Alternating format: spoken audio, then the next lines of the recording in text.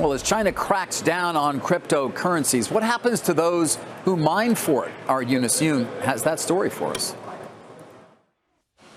These machines have been powering China's crypto mining industry. Soon, they'll serve America's. Good luck to your service in the U.S. Kirk Su runs a logistics firm, Hash House, that specializes in transporting crypto miners. Since China's crackdown on the mining industry, Su's business is up 200%, shipping out 10,000 miners in the past week alone from his warehouse in Shenzhen. There are Chinese miners who are relocating their operation to Texas, to New York, to Nebraska, to North Dakota, where there's big mining operations. And there's also some other miners who just decided to leave this industry. Su handles miners for companies that both move or quit. Miners are sold to him at a steep discount for resale to foreign buyers. These are all Bitcoin miners. Here, the miners are repaired and tested. And typically, we need to run these miners for at least 20 minutes to about an hour. The machines are deep cleaned and packaged. The U.S. is everyone's first choice. U.S. has cheap power, and then U.S. is a very healthy political environment for crypto mining. And then also U.S. has a very free capital market. The Indiana University grad thinks China is no longer an option. This is our last wave of business. So we definitely want to catch this opportunity because maybe in 6 months to 9 months from now, there won't be much for us to ship.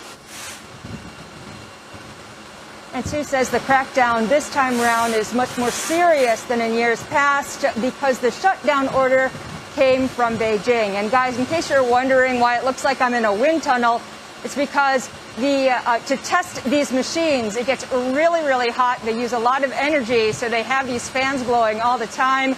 And they said sometimes in the back room, it could get up to 122 degrees Fahrenheit.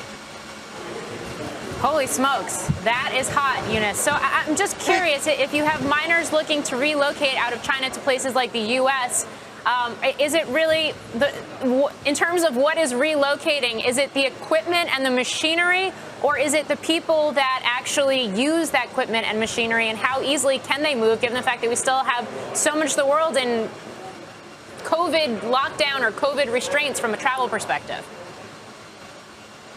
Well, so far they're not talking so much about the people, but companies are having discussions to be able to move wholesale overseas. So it is companies looking to relocate, so they want to ship their miners to the United States as well as other places. But also there are a lot of smaller companies that are just looking to get out of the business because they feel like it doesn't really make a whole lot of financial sense. So those companies are selling to middlemen like this logistics company, who then is able to buy these miners for as much as like half, as low as half of the market price, and then resell it to foreign buyers.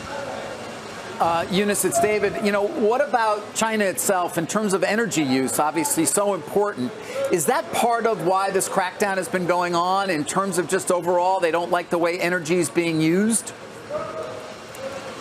Yeah, well, that is one component, and one of the reasons why in the past we've seen crackdowns on mining in crypto. However, just as this guy who I interviewed today, as well as many others have said, the crackdown this time around really shows that there is something greater going on, and that's because the crackdown, we saw crackdowns not only in coal mining regions in China, but also in places where there's a whole lot of hydro that powered the crypto mining. So because the crackdown has been going on in those areas as well, the signal to a lot of the miners and folks in the industry here is that it's time to get out.